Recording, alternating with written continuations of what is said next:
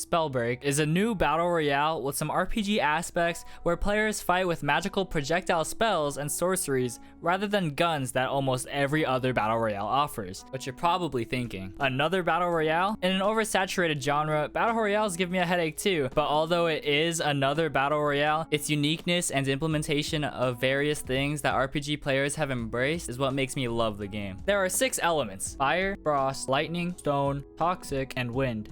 You fight with 2 elemental gauntlets on both hands that uses a mana system for ammo. Each elemental gauntlet has a basic spell attack that uses mana. Each gauntlet also has a bigger ability or sorcery on a cooldown, which requires no mana. One of the best parts about Spellbreak are the elemental interactions you get with each of the 6 elements. For example, by combining toxic with fire, you get dragonfire, which is a green flame. You get your main gauntlet by picking a class at the start of each game, and you get stronger as you progress through each zone circle in the game. Your secondary gauntlet, however, is one that you pick up inside of a match through chests. Your secondary gauntlet can be swapped mid-game, but your main gauntlet cannot. Every time you enter a new zone circle, your class levels up and unlocks a new skill that relates to your main gauntlet. For example, when I'm playing the toxicologist class, one of the abilities I get is vanishing mists, which allows me to dash and go invisible upon entering my own toxic clouds. One cool thing is that when playing duos or squads, I can also use my teammates' clouds, adding a unique team aspect to the game. If I were to try to use an enemy's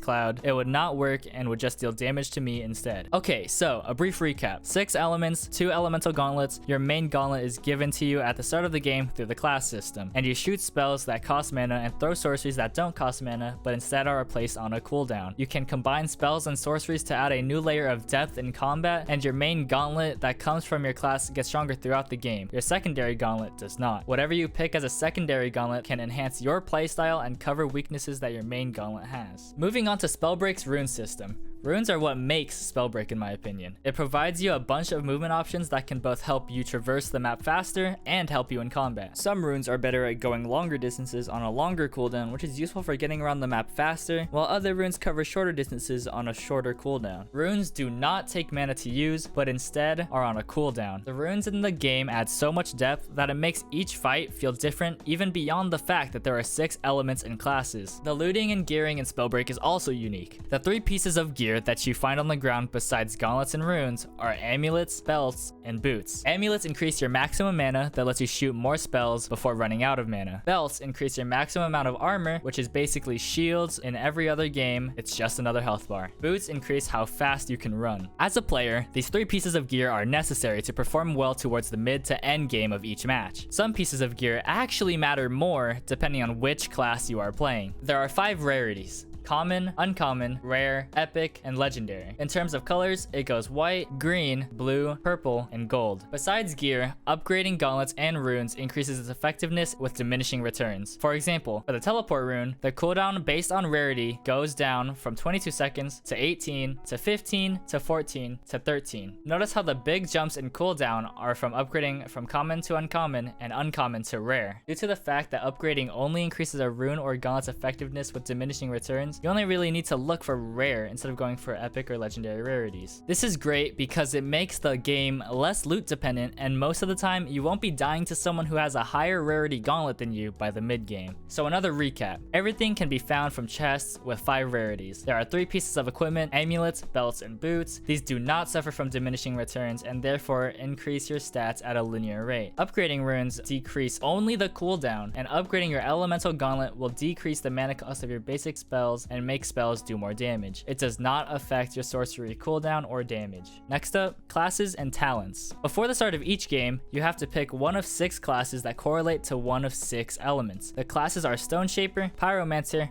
Frostborn, Toxicologist, Tempest, and Conduit. Each class has 4 skills that empower your main gauntlet through the game, and you unlock a skill by progressing to the next zone in the game. In a battle royale, this is traditionally when the circle closes and the next one is revealed. Upon entering the next zone, you unlock the next skill in your class. You start with your level 1 skill given to you at the start of the match. For Toxicologists, this would be Viscosity. Then in the next zone, you unlock Vanishing Mists, which allows you to dash and go invisible when entering yours or a teammate's cloud. Then in the next zone is Outbreak, which is when invisible, do 75% 25% more damage with a toxic spray, which is a toxic gauntlet's basic spell attack. Then finally, at the third zone, you unlock spreading sickness, which allows you to throw 2 additional toxic clouds. Additionally, there are talents which provide you base stats to enhance your own playstyle. For example, you can increase your rune charge by 1, increase your attack speed, or run faster when taking damage. Before the start of the game, there are talents you can pick from 3 different categories: mind, body, and spirit. You can use 1 talent from each category on any class. There isn't a talent that is locked to a certain class and helps enhance your own playstyle. Inside of the game, you can find scrolls in chests that buffs the corresponding talent. For example, when reading a mind scroll, it would empower the mind talent that I have equipped. Spellbreak is unique because it incorporates a lot of RPG aspects into the battle royale genre and feels much more than just a battle royale. The skill ceiling is incredibly high in the game due to how abilities, runes, and classes mesh together, and due to this, there is actually time to react rather than getting one shot like in other BRs. Elemental interactions put this game on a whole new level, and as someone who has played this game for almost 2 years now, it is the only battle royale that I enjoy and haven't burnt out of. Let me know your thoughts on Spellbreak down below, and I'll see you in the next video.